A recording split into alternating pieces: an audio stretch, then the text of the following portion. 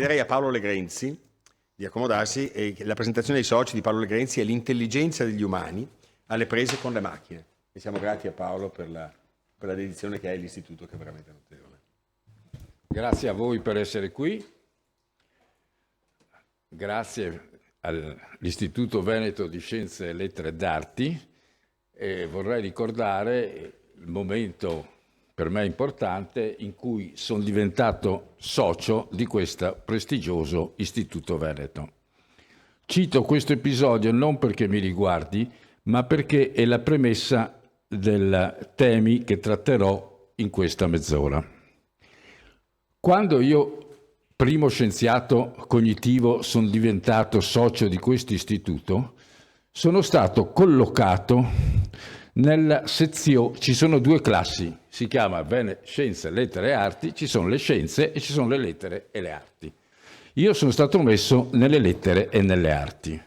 Naturalmente potrebbe sembrare una collocazione curiosa, perché io ho pubblicato spesso sulle riviste di quelli di scienze, però questa non era una svista. Dietro questa doppia possibile collocazione, per cui io avrei potuto essere socio in entrambe le classi e in certo quel modo sarei stato fuori posto in entrambe,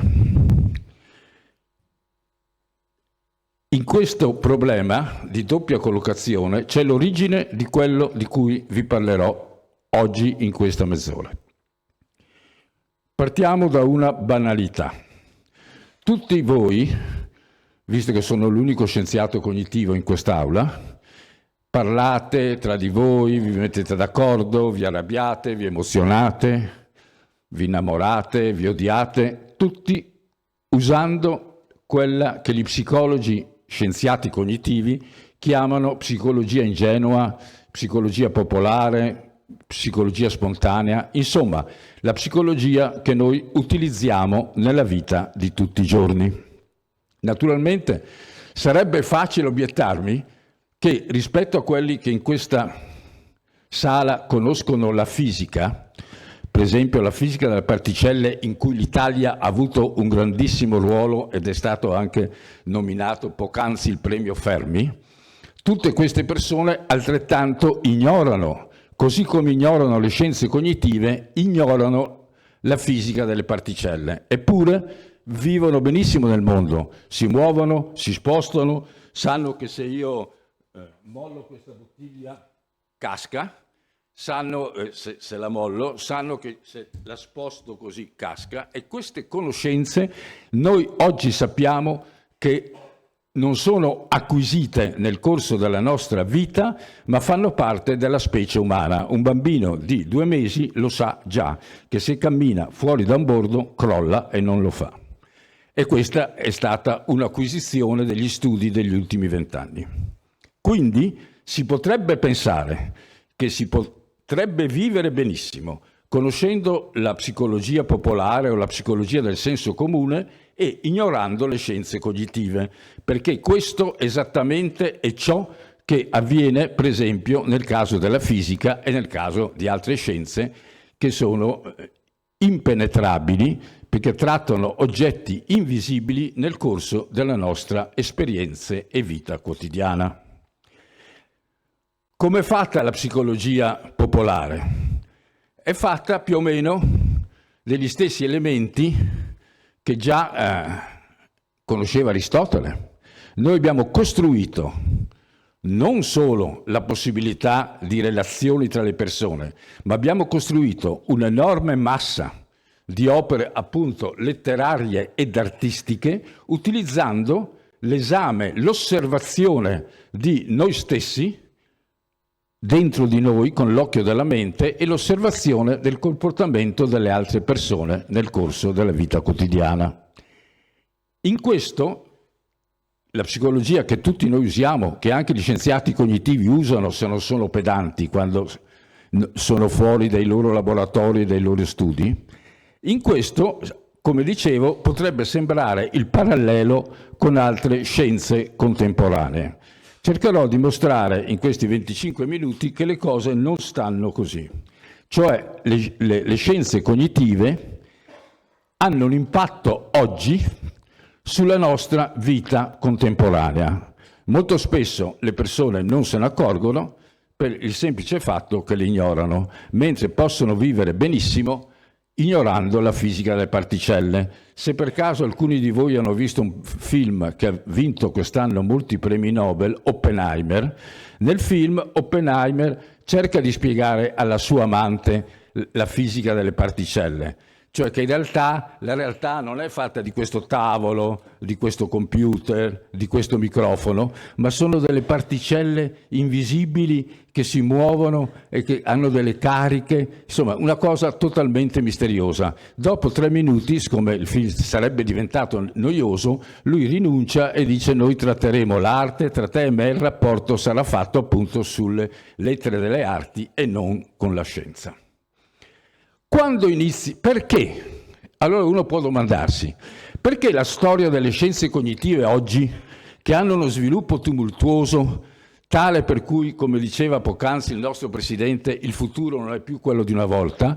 Cosa vuol dire che il futuro è più quello di una volta? Che noi non potevamo immaginare neanche 20 anni fa, quando io già studiavo queste cose, o quando ho cominciato a studiare a Londra a fine degli anni 60, che un giorno avremmo avuto questa enorme rivoluzione dei programmi generativi, cioè che hanno avuto un impatto enorme nell'intelligenza artificiale, che a sua volta ha un impatto enorme e che si potrebbe anche volgarmente dimostrare sull'importanza che hanno nell'economia, nelle borse e così via. Ma allora dobbiamo domandarci, se il rapporto tra la psicologia popolare, quella che tutti noi usiamo, e che in parte usano anche persone che voi considerereste psicologi. Per esempio, uno psicanalista usa la psicologia popolare perché ha clienti che gli parlano con la loro psicologia e poi lui restituisce nel rapporto con il cliente, sempre scambiando parole, cose che più o meno il cliente deve capire e quindi appartengono alla psicologia popolare. Come mai le scienze cognitive hanno uno statuto diverso? Oggi hanno così tanta rilevanza in ampie porzioni della nostra vita quotidiana? Per rispondere a questa domanda bisogna raccontare il primo caso in cui la psicologia popolare, la psicologia spontanea, ingenua, quella che tutti noi conosciamo, ha causato un guaio, cioè ha mostrato una frattura tra la psicologia condivisa da tutti e come funzionava il mondo. Questo episodio, che è diventato, ha assunto rilevanza storica, anche perché 200 anni dopo che è successo, la rivista Nature ha scritto un articolo che lo ha vivisezionato questo episodio, che però io non vi racconto nelle linee generali, si è svolto a Greenwich nel 1796. Cosa succedeva a Greenwich? A Greenwich c'era un astronomo reale che aveva degli assistenti. Nel 1796 l'astronomo reale era Lord Maskelyne. Il suo assistente più importante era il dottor Kinnebrook. Voi potreste dire, ma perché era così importante tracciare le mappe del cielo? No, era molto importante, perché sulla base di queste mappe del cielo venivano fatte le rotte per quella che allora era la più grande potenza marittima mondiale, la Gran Bretagna. Quindi non era un compito puramente teorico, era un compito con un'importante ricaduta pratica. Cosa successe? A un certo punto l'astronomo, il compito era difficile da fare, oggettivamente. Bisognava guardare dentro un telescopio che aveva un reticolo, bisognava sentire un metronomo e bisognava individuare l'istante in cui un corpo celeste intersecava due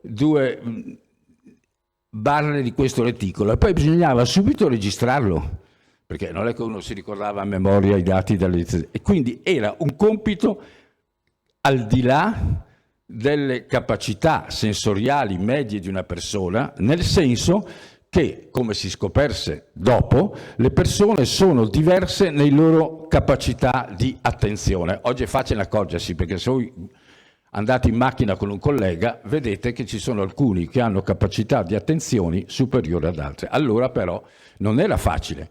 Nella psicologia del senso comune, il Lord Maskelyne, in buona fede, pensava che tutti avessero le stesse capacità attentive e per cui il ritardo costante di un secondo del suo assistente era dovuto al fatto che l'assistente o era poco coscienzioso o era inetto. In entrambi i casi, siccome c'era un ritardo costante rispetto alle sue rilevazioni, questo era un fatto negativo, molto grave. La storia ha un esito tragico perché in realtà lui licenzia Killenbrook e dopo Killenbrook, poco dopo, muore di crepacuore perché non solo il Lord Maskelyne non aveva capito quello che succedeva, pensava che tutti noi abbiamo le stesse capacità attentive, ma anche Killenbrook, la vittima, non aveva capito niente. Scriveva delle lettere accorate ai genitori e non aveva capito. L'episodio minore, se non per il povero Killenbrook, sarebbe forse passato inosservato se non fosse successo che un grande astronomo tedesco, Friedrich Bessel, si incuriosì di questo fatto, perché anche lui stava notando che le persone sono sistematicamente un po' diverse nella localizzazione e nel posizionamento nel tempo delle mappe celesti che poi servivano per fare le rotte. Allora lui cosa fece? Prese molti osservatori, studiò molte rilevazioni e scoperse che c'era una differenza sistematica tra le persone. Alcuni erano più veloci, altri erano lenti, alcuni avevano meno varianza e alcuni avevano più varianza nelle registrazioni. Insomma, fece quello che può essere considerato il primo esperimento di scienze cognitive. Cos'è la differenza essenziale tra le scienze cognitive, semplificando, e la psicologia popolare? Che le scienze cognitive, come la fisica delle particelle, studiano cose che non si vedono, che spesso si possono capire solo facendo una statistica dei fenomeni, e a quel punto voi scoprite un nuovo fenomeno che con la semplice osservazione di cosa succede nel mondo intorno a noi e di cosa succede nella nostra testa non avreste mai scoperto. Dopo Bessel, a metà dell'Ottocento, in realtà questi studi, questi antenati delle attuali scienze cognitive ebbero un grandissimo sviluppo. Oggi non posso farvi una lezione di scienze cognitive, ma accennerò solo a alcuni momenti molto rilevanti. Per esempio, Galton, un grandissimo studioso e statistico, notò alla fine dell'Ottocento che molti fenomeni regrediscono verso la media, non solo fenomeni fisici, biologici, l'altezza delle persone e così via, ma anche fenomeni psicologici.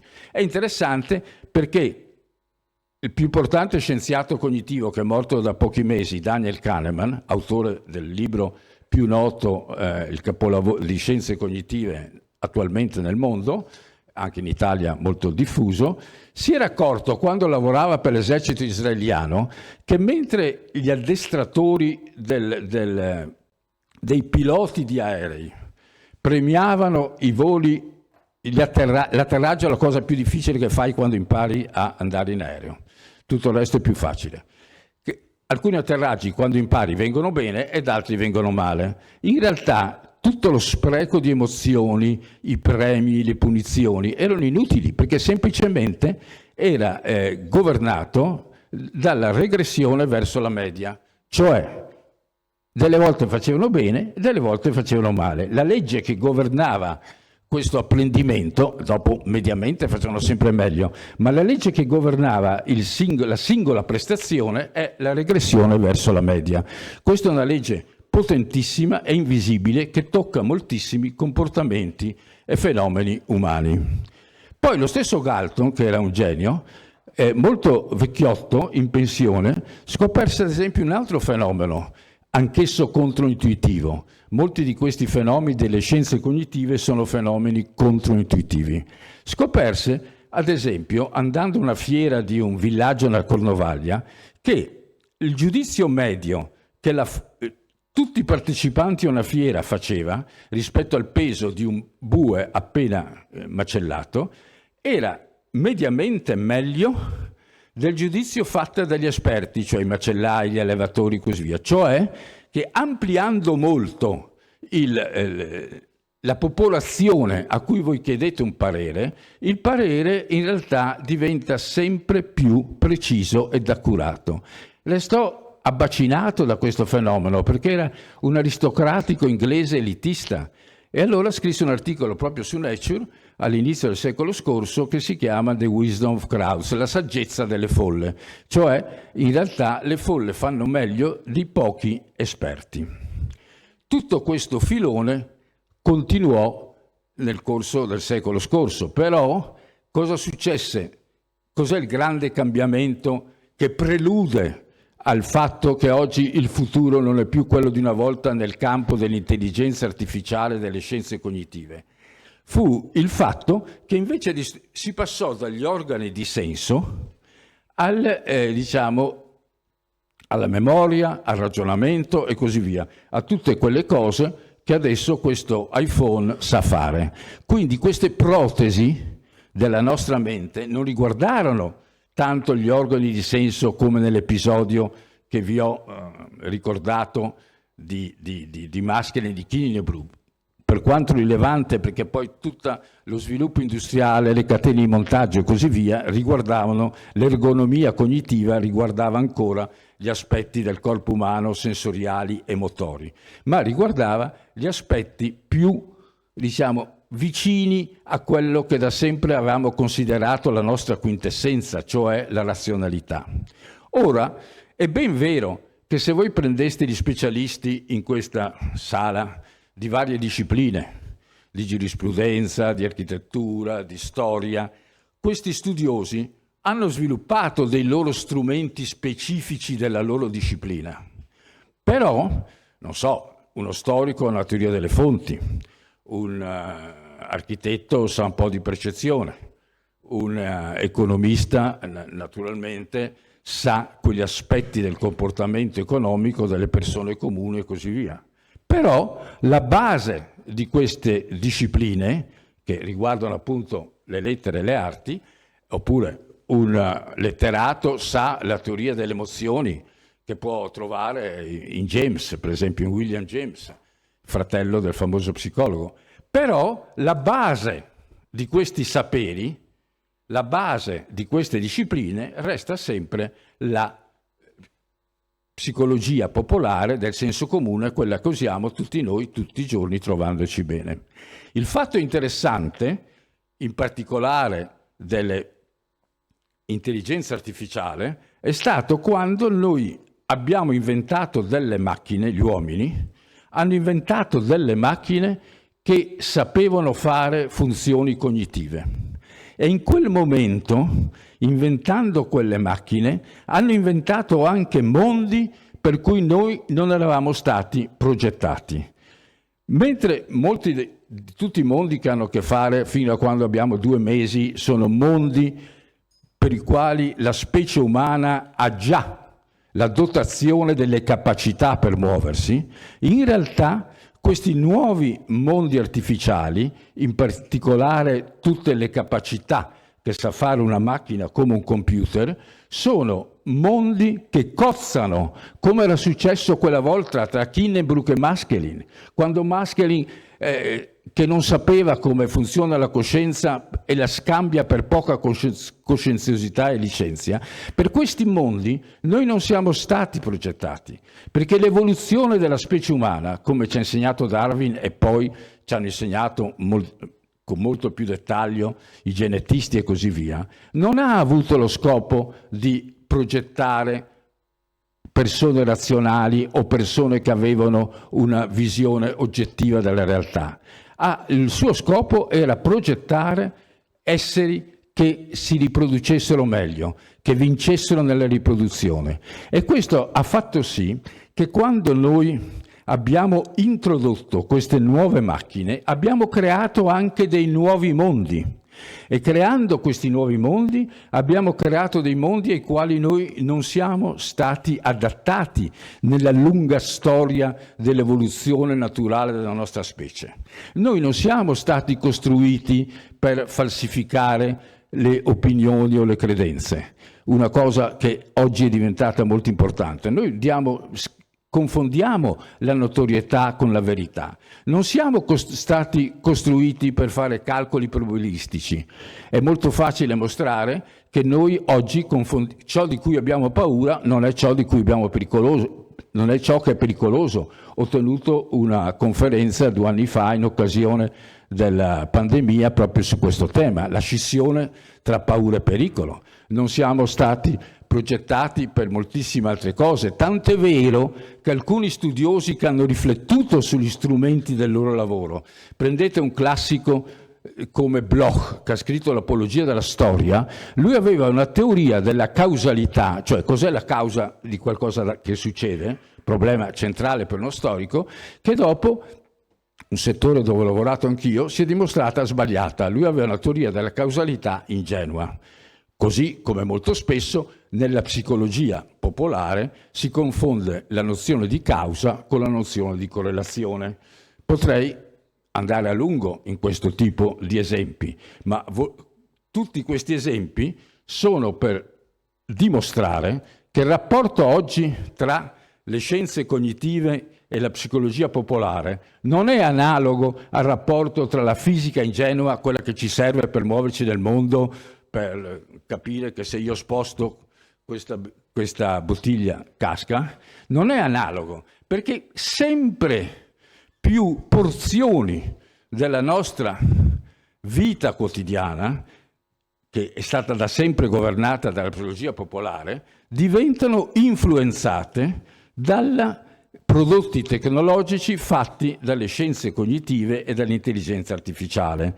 Quindi noi andiamo incontro, ecco che il futuro non è più quello di una volta, perché naturalmente queste cose, questi scarti tra la psicologia popolare e quello che sarebbe oggi razionale fare alla luce di questi nuovi mondi che sono stati creati da queste nuove macchine, quelle per cui Hindenburg si sarebbe salvato se si fosse saputo all'indietro, naturalmente questi scarti aumentano, ma non è un Dio maligno che ci ha fatto in questo modo. E in realtà è stato l'adattamento a mondi ormai scomparsi e l'introduzione a mondi nuovi costruiti dagli stessi uomini. Naturalmente gli uomini che li hanno costruiti sanno come funzionano.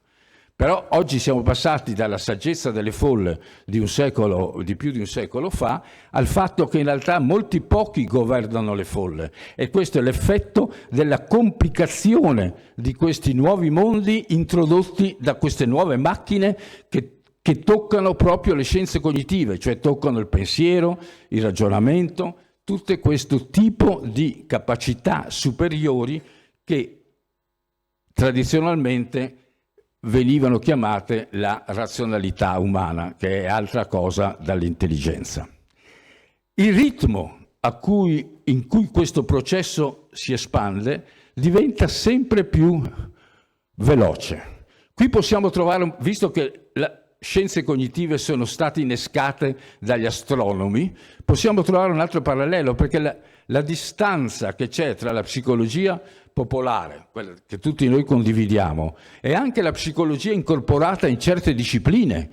4 premi Nobel dell'economia sono stati dati a studiosi che hanno dimostrato che il modello classico fatto dagli economisti partendo dalla psicologia popolare del comportamento economico erano infondati. Naturalmente questo settore è più noto di altri, della causalità degli storici, perché ha un impatto socio-economico molto più rilevante. Però, per tornare al parallelo con l'astronomia, la rapidità in cui la distanza tra la psicologia popolare e le scienze cognitive attuali, soprattutto nelle loro ricadute tecnologiche, questa distanza aumenta sempre di più.